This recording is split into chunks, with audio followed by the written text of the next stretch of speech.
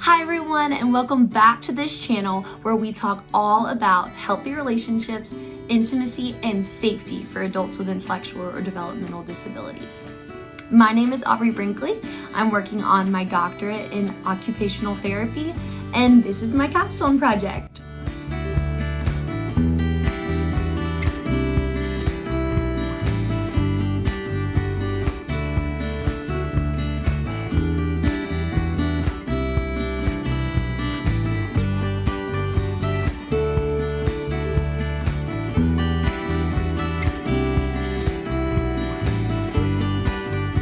Today we're going to be diving into educational tactics that are tailored specifically for individuals with intellectual disabilities. I'm so excited to continue on this journey with you today. This is our third episode in a 7-episode series. So if you haven't had the chance, go back to episodes 1 and 2 to get some more background on this topic of healthy relationships for adults with intellectual disabilities. As we're going to be focusing on this population, we'll be using the acronym IDD. Oftentimes, we're given a ton of educational resources as we're growing up, but are these resources tailored for everyone to be able to thrive? I would think not.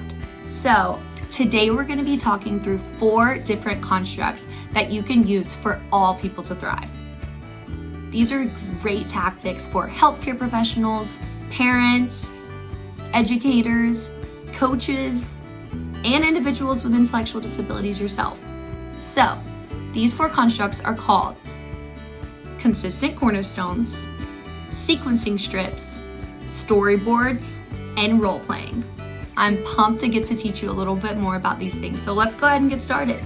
Let's start with consistent cornerstones. So, consistent cornerstones are ways that we can create very consistent, uniform language and behavior across all scenarios. So, whether you're in the home, if you're out of the home in the community, if you're at school, if you're at the doctor, these are things that we can help to create a little bit of black and white in a ton of gray area. So, for example, we could use anatomically correct verbiage when we're talking through different parts of the body to keep safety and consistency key through learning. Another thing that we could work on is private, semi-private, and public settings. This is really important when it comes to safety, creating connection, intimacy, and a ton of other social nuances. The definition of private is a place where no one else can enter the room. You are alone in the room. You have solidarity. No one's coming in, and you are able to be alone. This is a private setting where you can do private things that you need to do in your life. Semi-private is a place where people could enter or exit the room. They might not be there right now, but it's an open area where not everybody is allowed to come in, but say your family is allowed to come in, or your friends, or your classmates. This is a semi-private area. A public area is the place where anyone can go. So, a place where people can come in and out no matter who you are or where you're coming from. This is a totally public area. It's good to decipher the differences between these 3 situations because it increases safety. You know when you're in a private setting, you can understand, am I completely in a private setting with someone I feel comfortable with or uncomfortable with? And you can understand your behavior, the way you speak, the way you act, and how that should go along with the specifics of the setting. So let's talk through different settings. Number 1, what if you are in the school library? Can people come in? Can people go out? Yes, that is a public area. People are coming in and out, teachers, students, guests. People are coming to find books and look around. This is not a place to have any private interactions or seclusion. What about if you are in your home living room? You're at home. Not everyone can come in. People have to knock at the door. but your family can walk in and out of the living room, so you're not completely alone. It's a semi-private area. What about if you are in your home bathroom? You're alone. No one can come in unless you let them. The door is unlocked, maybe. But overall, you're all by yourself. It's a private area where you can take care of private manners. What about the school locker room or the school bathroom? You have separate stalls, but people can still hear and talk. People are coming in and out. You're not completely alone, so it's a semi-private area. Creating these consistent cornerstones across different areas of life can be super beneficial. When you are looking through the nuances of environment, it can be really overwhelming for someone who's not neurotypical. So, giving them some very good black and white answers when you can is a wonderful way to build confidence and independence in their life. Next, let's talk about sequence strips. So, sequence strips are something super helpful to give a tangible resource to an activity, an action, a behavior, things that you need to know how to do by yourself.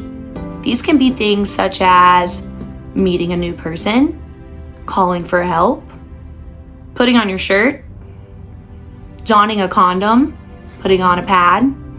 Tons of things can be used for sequence strips. And I love using this for creating connection.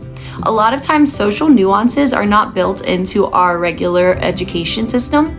So this is a really good way to build in those supports around how do we create connection? How do we get information from another person we're speaking to and make sure that the conversation's going well? So here is a sequence strip I created that talks through working through a conflict, maintaining connection even if we have conflict in relationships.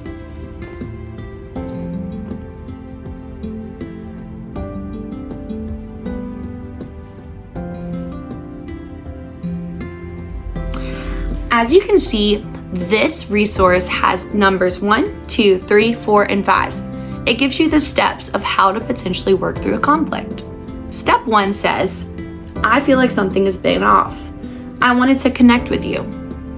A great opener when you feel a disconnection with a friend or loved one. Step 2, asking, how are you feeling? Then listening. Considering what they said, and ask any clarifying questions. Then listen again. Once you've figured out what's going on in their perspective, definitely take time to express how you are feeling. Then ask them, does that make sense? Do you understand how I feel? Once you both understand how you feel, work together to make a plan for the future. I also like how you can cut these different squares out and kind of make it a game. What do you think would come first? What do you think would go next? These create conversations around these nuances that are really hard to mimic in everyday education. So, sequence strips, I love them. Definitely use them with any situation that you find suit. Next, we're going to talk through storyboards. Storyboards are a really neat way to take a really complex situation and break it down to varied situations that might happen. So, for instance, say you're meeting a new friend and you're trying to help somebody think through the possibilities that would happen when you meet someone new. That can be really overwhelming and maybe even paralyzing if that's not something you're comfortable with. But how do you practice? Well, storyboards can try to give concrete black and white examples of the potentials. For example, meeting a new friend, you could create a storyboard that looks something like this. Let's go through the different examples. You introduce yourself and you start having a conversation. You could use this card as a starting point. Okay, What would you talk about? Bring in some other tools from the toolkit. Our next thing we talk about is role playing. You could bring that in here and keep going on with that scenario. Or you introduce yourself and you find a common connection. I love this one. This is also a great way to meet people, right?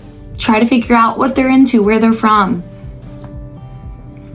You enjoy talking and you decide to grab a drink or a bite to eat. This one's really interesting to me, and I love going through the scenario of a storyboard. If this happens, what do we want to happen for our friend with an intellectual disability or a friend who's out on their own? We want to make sure that they're safe, right? So talking through this storyboard connection will maybe bring back our sequence strip. Okay, you're going to grab a bite to eat with someone you're just meeting. Sounds great. Make sure to go through your sequence strip of safety. Tell your family and friends that know you well and know where you are. Call them, text them, make sure they know where you are, and then enjoy yourself and keep in check with your intuition and knowing if you feel safe or not. That leads us to, you don't have a good feeling meeting them and you leave. I love this example, and I love creating a storyboard so people know they have options, and those options are always there for us as we're creating connection. You could create storyboards for all kinds of things. You could create a storyboard for who do you call, point blank. Who do I call when I'm scared? Who do I call when I need help? Who do I call when something's broken? Who do I call when fill in the blank? Creating a storyboard to give some good concrete details of how we're going to create safety and independence in our life.